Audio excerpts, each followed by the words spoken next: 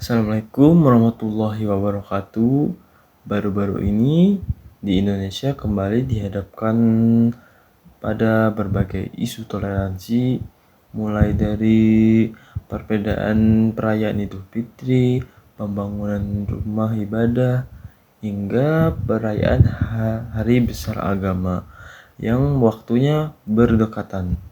Hal-hal seperti ini seringkali menimbulkan perdebatan, bahkan konflik, baik antar umat beragama maupun di dalam sesama umat Islam sendiri.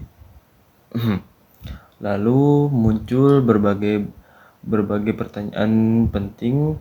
Apakah kita sudah benar-benar memahami makna toleransi menurut ajaran Islam, atau justru kita masih sering salah dalam menerapkannya?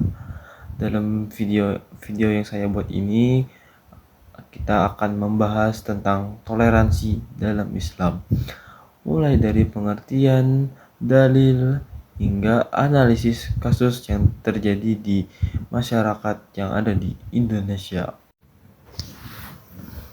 Mari kita bahas apa itu toleransi dalam Islam.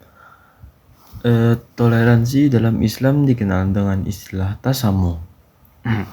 Secara bahasa, toleransi berarti sikap saling menghargai, menghormati, dan menerima adanya perbedaan, baik perbedaan pendapat, kebiasaan, maupun keyakinan dalam kehidupan sehari-hari. Toleransi bisa dilihat dari bagaimana seseorang bersikap kepada orang lain yang berbeda dengannya. Berbedanya mau agama, suku, golongan, ya apapun itu. Misalnya, tidak memaksakan pendapat, tidak merendahkan keyakinan orang lain, serta mampu hidup berdampingan secara damai. Namun penting untuk dipahami bahwa toleransi dalam Islam juga memiliki batasan yang jelas. Toleransi bukan berarti semua dianggap benar atau semua agama itu disamakan. Misalnya Islam sama Hindu, sama aja, yang penting toleransi kan gitu. Enggak gitu. Seorang muslim harus tetap teguh pada ajarannya dan tidak boleh mencampur adukan dengan ajaran lain. Di sisi lain, dalam urusan sosial dan kemasyarakatan maupun kemanusiaan, Islam sangat menganjurkan sikap toleransi. Seorang muslim dianjurkan untuk berbuat baik, menghormati, dan menjaga hubungan yang harmonis dengan siapapun, termasuk dengan orang yang berbeda agama. Dengan kata lain, toleransi dalam Islam adalah keseimbangan antara keteguhan dalam keyakinan dan sikap terbuka dalam kehidupan sosial. Jadi, kita tetap kuat dalam prinsip, tetapi tetap menghargai orang lain dalam kemanusiaan, kemasyarakatan, dan apapun itu. Jika sikap ini diterapkan dengan baik, maka akan tercipta kehidupan yang damai, saling menghormati, dan jauh dari konflik yang dapat memecah belahkan suatu masyarakat maupun suku yang ada di masyarakat. Untuk dalil dan tafsir terhadap terhadap materi toleransi ini ada pada surah Al-Kafirun ayat 6. Untukmu agamamu dan untukku agamaku. Ayat ini menjelaskan bahwa Islam mengakui adanya perbedaan keyakinan. Tafsir untuk surah ini menunjukkan bahwa tidak ada paksaan dalam beragama. Setiap orang memiliki hak untuk menjalankan keyakinannya masing-masing. Namun, ayat ini juga menegaskan bahwa seorang muslim tidak boleh mencampur adukan akidah dengan agama yang lain. Jadi di sini juga terlihat jelas keseimbangan antara ketegasan dan toleransi dalam Islam. Untuk yang selanjutnya, dalil dan tafsir untuk toleransi ada pada surah Al-Hujurat ayat 10. Sesungguhnya orang-orang mukmin itu bersaudara. Ayat ini menekankan pentingnya persaudaraan sesama muslim atau ukhuwah Islamiyah. Tafsirnya menjelaskan bahwa perbedaan pendapat tidak boleh sampai merusak persatuan antar umat. Artinya, ketika ada perbedaan pandangan terhadap sesuatu atau keyakinan, seharusnya diselesaikan dengan dialog dan saling menghormati, bukan dengan konflik atau permusuhan, karena itu dapat memecah belahkan antar umat. Dan di sini ada dalil dan tafsir yang terakhir, yaitu Al-Hujurat ayat 13. Kami jadikan kamu berbangsa-bangsa dan bersuku-suku agar kamu saling mengenal. Ayat ini menunjukkan bahwa keberagaman adalah kehendak Allah. Tafsirnya menjelaskan bahwa perbedaan bukan untuk dipermasalahkan, tetapi untuk saling mengenal, belajar, dan menghargai satu sama lain. Dan ya, dari ketiga dalil dan tafsir yang sudah aku sebutkan tadi, maka selanjutnya yaitu ada kasus atau berita toleransi yang ada di Indonesia. Contoh kasus pertama yaitu perbedaan Idul Fitri yang ada di Indonesia. Mari kita bedah yang ini dulu. Di Indonesia, perbedaan dalam menentukan hari raya Idul Fitri hampir terjadi setiap tahun. Misalnya antara Nahdlatul Ulama dan Muhammadiyah. Perbedaan ini muncul karena metode yang digunakan berbeda, yaitu metode ruqyat, melihat hilal secara langsung, dan hisab, perhitungan astronomi. Jika dilihat secara sekilas, perbedaan ini sering membuat masyarakat bingung, bahkan kadang menimbulkan perbedaan tentang mana yang benar. Keduanya itu benar, cuma ya sebenarnya keduanya itu benar, cuma ya ada perbedaan dalam melihatnya. Penyebab utama perbedaan itu yaitu perbedaan penafsiran terhadap dalil dan kurangnya pemahaman masyarakat tentang itijad ulama.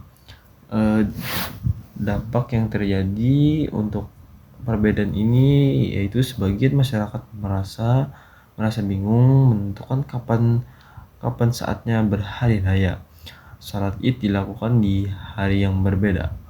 Muncul perdebatan, bahkan bisa menimbulkan perpecahan jika tidak disikapi dengan baik oleh masyarakat. Namun sebenarnya dalam Islam perbedaan seperti ini adalah hal yang sangat wajar, karena ini termasuk dalam wilayah itijad, yaitu usaha para ulama dalam memahami dalil. Seharusnya masyarakat menerapkan sikap toleransi, seperti menghormati perbedaan pendapat, tidak saling menyalahkan atau merasa paling benar, tetap menjaga persaudaraan sesama muslim. Bahkan dari kasus ini kita belajar bahwa toleransi tidak hanya berlaku antar agama, tetapi juga sangat penting di dalam sesama umat Islam agar tetap bersatu. Untuk kasus yang selanjutnya yaitu Idul Fitri dan Nyepi di Bali. Di bulan puasa sebelumnya, di bulan Maret itu ya. Untuk kasus selanjutnya yaitu ada Idul Fitri dan Nyepi di Bali. Di bulan puasa sebelumnya pernah terjadi situasi di mana hari raya Idul Fitri berdekatan dengan hari raya Nyepi. Dan di Bali itu banyak penganut Hindunya ya. Dan Nyepi adalah hari raya umat Hindu yang dilaksanakan dengan suasana hening, tanpa aktivitas di luar rumah, bahkan tanpa cahaya dan suara sedikit pun. Sementara itu, Idul Fitri identik dengan suasana yang meriah, seperti takbir, silaturahmi, dan aktivitas sosial lainnya. Perbedaan ini tentu memiliki potensi menimbulkan masalah. Masalah jika tidak disikapi dengan baik. Penyebab utamanya yaitu perbedaan sistem kalender agama. Perbedaan cara perayaan hari besar. Dampaknya dapat menyebabkan aktivitas umat Islam bisa dianggap mengganggu, nyepi, terjadi kesalahpahaman antara umat beragama, muncul konflik sosial jika tidak ada toleransi. Namun yang terjadi justru sebaliknya. Banyak contoh toleransi yang baik.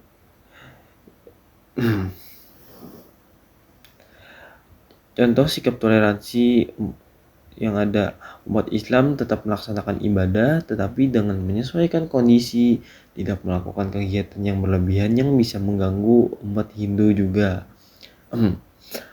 Memberikan ruang bagi umat Islam untuk beribadah.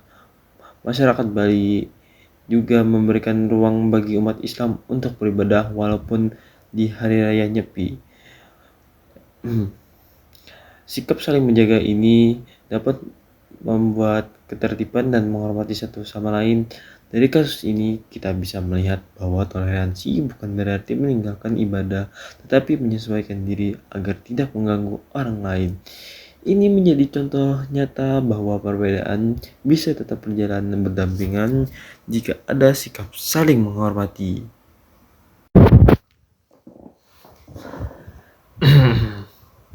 Dari pembahasan tentang toleransi, baik dari dalil maupun kasus yang terjadi di masyarakat, terdapat banyak hikmah atau pelajaran penting yang bisa kita ambil.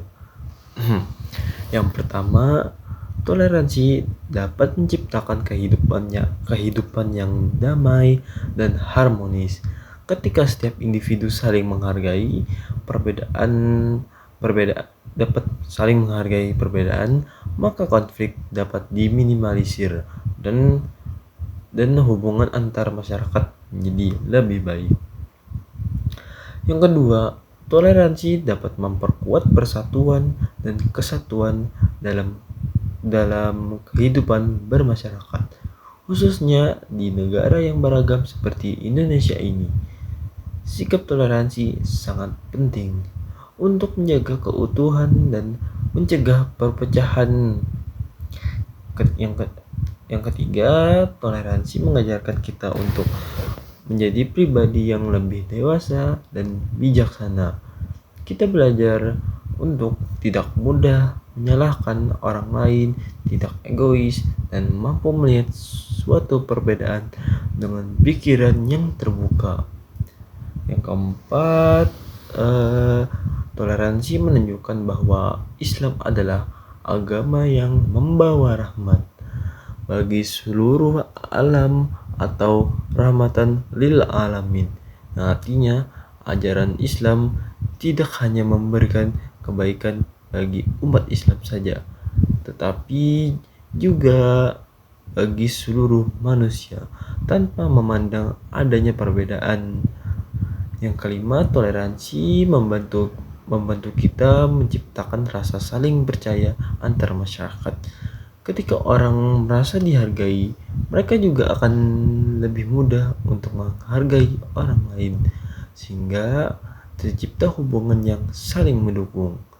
Yang keenam, dengan adanya toleransi, kehidupan sosial menjadi lebih stabil dan nyaman.